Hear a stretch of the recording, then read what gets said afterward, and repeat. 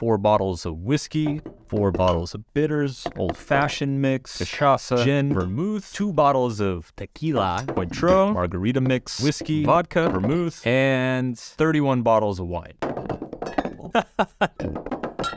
This, by my calculations, is roughly how much I drank each year when I lived in New York City. What the fuck? After 22 years of heavy drinking, last summer I decided to quit alcohol for good. There were a lot of reasons for this that I'll get into in a second, and obviously there were benefits. I lost some weight, I slept better at night, and I have no more ungodly hangovers. But there are also some life changes that happened that I was completely unprepared for. And once these hidden benefits kicked in, I knew that I was probably done with alcohol forever. But first, before we can talk about the benefits of not drinking, there's a far more important question to start with, and that is, what are the benefits of drinking?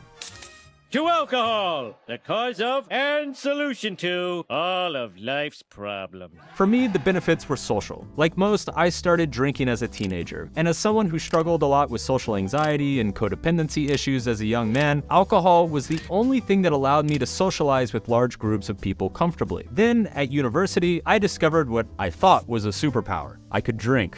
A lot, and still somehow remain highly functional. Combine this with a social environment that rewards an ability to drink with status, and by my early 20s, I had adopted an identity as the party guy. I was out almost every night, Tuesday through Saturday, drink in hand, having a blast. This lifestyle continued throughout my 20s into my early 30s, and by this time, I had moved to New York City, and as anyone who's lived in New York City can tell you, it is an alcoholic's paradise. That is a ridiculously expensive alcoholic's paradise.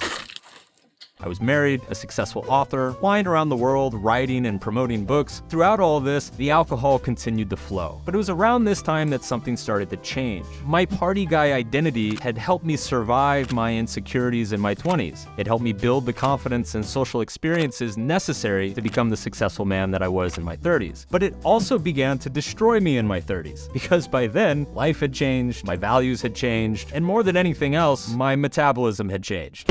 My body and mind couldn't handle the booze anymore. I gained a ton of weight, I fell horribly out of shape, I slept poorly at night and became stressed all the time. Like many people, I decided to use 2020 as an opportunity to lose some weight and get back into shape. Drinking less was a big part of that, and I cut back drastically, from roughly 10 to 15 drinks a week down to just 3 to 5 per week. But then a few catalysts happened, all around the same time, that made me quit for good. The first was that I actually started to notice how bad alcohol made me feel. When you're having 15 or 20 drinks a week, you're pretty much constantly in a state of being either drunk or hungover. So you don't really realize the degree of damage that you're causing to yourself. But when you cut back and you're only having a few drinks each week, you open up enough gaps of clarity in your day to notice how fucking terrible you feel when you have a drink. Even just one drink, one fucking drink, and it can just ruin a whole weekend. The second thing that happened was that a lot of new research on alcohol began to come out. This research showed that alcohol is actually far worse for us than anyone initially thought.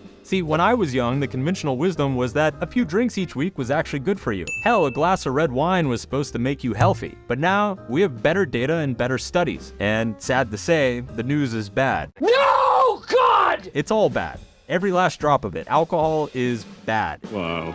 I'll never drink another beer. Beer here! I'll take 10. Not only is it bad for you that day or that week, but if you're a consistently heavy drinker like I was for many, many years, it can take up to a year for your body to completely reset. Alcohol is kind of a double hit. It's causing changes in our brain circuitry and neurochemistry that at the time in which we're inebriated are detrimental. And it's causing changes in neural circuitry that persist long past the time in which we're experiencing the feeling of being tipsy or drunk. If people are ingesting alcohol chronically, even if it's not every night, there are well-recognized changes in increased stress when people are not drinking, diminished mood and feelings of well-being when people are not drinking, and changes in the neural circuitry that cause people to drink even even more in order to get just back to baseline before they ever started drinking in the first place. But the final thing, and perhaps the most important thing, I left New York and I moved to LA. It is impossible to overstate how big of a deal this move had on my day-to-day health. Everything in New York revolves around bars, restaurants, parties, and shows. LA, on the other hand, is in many ways the opposite. First off, you have to spend hours in your car to get anywhere, so you can't really drink that much in the first place. Second of all, the weather is perfect all the damn time, and there are beaches and mountains like 20 minutes away. So you have healthy, fun activities in the sun that require energy and clarity and getting up in the morning. Suddenly, hangovers actually have social costs and downsides. Throw on top of that the fact that everyone is so goddamn beautiful and healthy here, and yeah,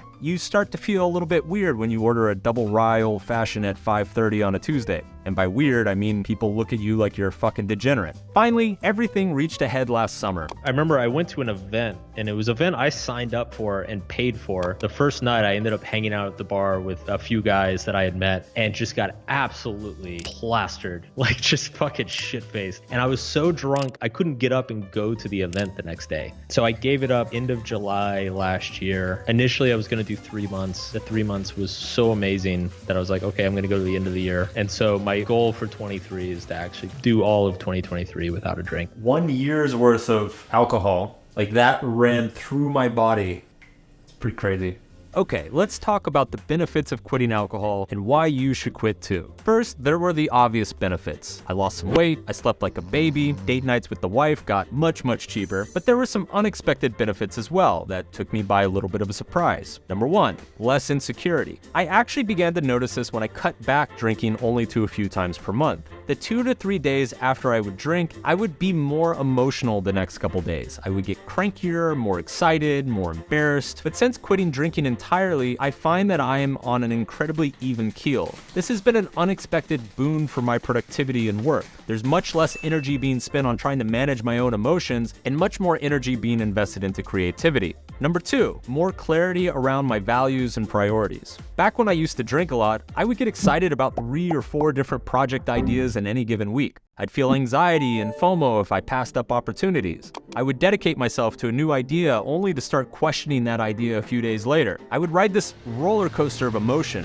one day feeling like I was doing exactly what I was meant to be doing, and then the next having a complete existential crisis that I was wasting my time. Now I have a handful of goals that I know I want to accomplish, and I focus on them. I say no to all conflicting opportunities, and there's no drama, no bullshit. No more bullshit.